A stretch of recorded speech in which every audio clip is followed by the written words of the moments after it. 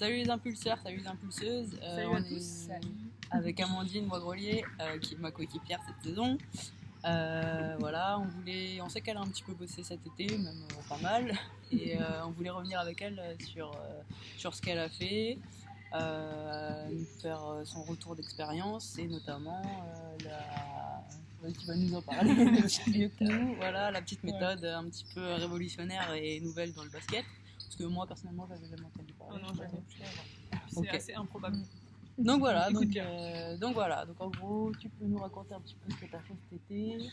Non, cet été, écoute, je me suis entraînée, j'ai essayé de m'entretenir tout l'été, que ça soit physiquement ou même basket, tu vois, j'ai touché la balle tout l'été. Et la méthode dont tu parles, c'est la méthode Stato. Donc je l'ai découvert grâce à un camp de basket que j'ai fait, le camp No Pain No Gain, qui est très bien au passage, si tu veux le faire. Petite pub. Voilà. Non, en fait, il y avait un préparateur mental dedans qui a développé une méthode, c'est la méthode Stato. En fait, il prône la respiration, le fait de bien respirer. Il pense que la plupart des gens ne respirent pas bien, c'est vrai. Et pour lui, elle est essentielle en fait à tes performances et ta réussite basket. Pour lui, en gros, si tu respires mieux, tu arrives à le placer dans ton jeu, tu pourrais être plus lucide, mieux être concentré sur l'instant présent. Et également avoir plus de ressources en fait sur tes efforts et tout ce que tu fais, toutes les actions que tu entreprends en fait. Donc c'était super intéressant, très riche et j'avais jamais entendu parler non plus avant quoi. Donc c'est vraiment un précurseur entre guillemets si je puis dire. Ouais, super cool.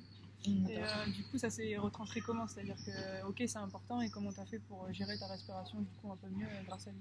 Donc en fait toute la semaine j'ai eu peut-être 5-6 créneaux au moins avec lui d'1h30 au moins, plus des entretiens individuels avec. Donc j'ai pu bosser quand même tout le long de la semaine assez dessus.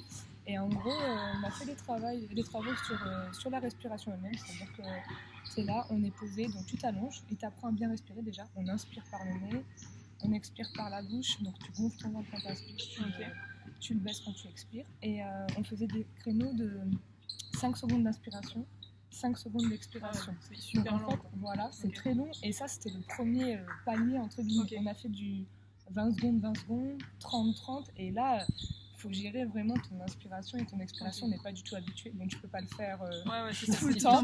C'est juste des exercices pour t'entraîner justement en fait, à respirer plus dur. Pour qu'après ça soit plus facile quand tu le retranscris dans tes efforts. Et puis après, tu vois, on a commencé à faire des exos type gainage, donc statique mais en effort. Donc on faisait du 5-5. En même temps, tu respirais comme avant, mais en faisant un effort. Donc c'est ça. Donc statique par contre. Et ensuite l'étape d'après, là où tu es en mouvement. Donc tu vois, on a fait par exemple sauter à pieds joints. Tu fais ça 3-4 minutes déjà sans rien. C'est compliqué. Nous on a fait 10 minutes en inspirant et expirant que par le nez. Chaud. Et tu tiens, moi je sais que perso j'ai tenu les 10 minutes, mais sans avoir une douleur atroce pendant tes 10 minutes. Alors que ça te paraissait genre fou de faire même ça. Même moi avant de faire ça, 3 minutes, juste sauter, la corde à sauter, t'en peux plus. Donc en fait t'es vraiment focalisé sur ta respiration, sur ton 5-5, du coup tu te concentres là-dessus. Il nous disait aussi de visualiser un petit peu nos rêves, ce qu'on a en tête, tu vois, pour te concentrer et de rester là-dessus. Et en fait t'es tellement focus sur ta respiration que t'en oublies entre guillemets un petit peu ton effort si tu veux. Et là on rejoint un petit peu ce qu'on vous disait dans l'objectivation, tout ça. Quand on a un objectif en tête, c'est peut-être plus simple de réaliser des choses qui te semblent carrément impossibles avant. Ouais, de ouf. Et vraiment le garder à l'esprit tous les jours en fait. D'accord. Donc là c'est les premiers stades, donc t'en es à l'effort un petit peu en mouvement. Et le truc de ouf que t'as fait à la fin qui a un petit peu buzzé. Non, on a réalisé en fait un 100 mètres en apnée, mais c'était pas, tu sais, tu prends ton inspiration et hop, j'y vais avec la cage thoracique pleine d'oxygène. En fait, on a inspiré 5 secondes, on a expiré 5 secondes, donc on s'est vraiment vidé notre air. Et là, hop, on a couru. Alors, on l'a pas fait d'un coup comme ça, on va sur la piste et on fait ça. On s'est entraîné avant, on a fait des exos avant, voilà. Ne le faites pas d'un coup, mais on s'est préparé pour pouvoir réaliser cet effort. Et c'était assez incroyable sur le moment de faire ça. Même moi, je pensais m'arrêter au bout de 20 mètres. C'est assez incroyable en fait. De l'extérieur, on se dit pas qu'on peut faire un sprint sans respirer, ça. Entre guillemets, ça paraît impossible. Mais il y a beaucoup de choses, même les 10 minutes sauter pieds joints, je me serais jamais dit de tenir vraiment, mais c'est vrai que quand tu es vraiment concentré sur ta respiration, tu arrives à faire certaines choses Ok. Et par rapport au travail que tu as fait, du coup, est-ce que tu t'en sers encore maintenant? J'essaye là, parce qu'en plus je suis quelqu'un de très très actif et ça te permet vraiment de te poser et d'être concentré dans ce que tu fais. On a tendance aujourd'hui un peu à être à 100 à l'heure et à pas prendre le temps, pas trop vivre l'instant présent. Et donc le fait de respirer, de te poser, déjà tu peux rentrer dans ta séance.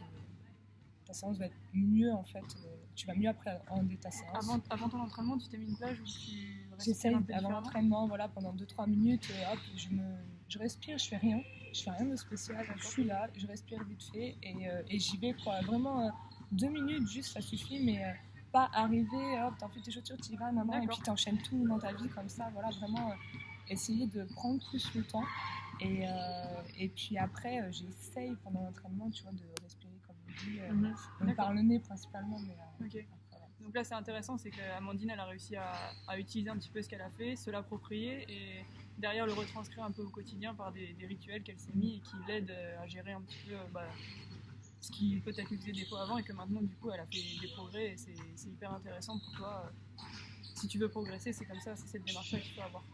Ouais, il faut essayer, tu vas apprendre des choses au fur et à mesure et essayer de prendre ce que tu peux prendre et puis de continuer avec ça. Super, trop bien.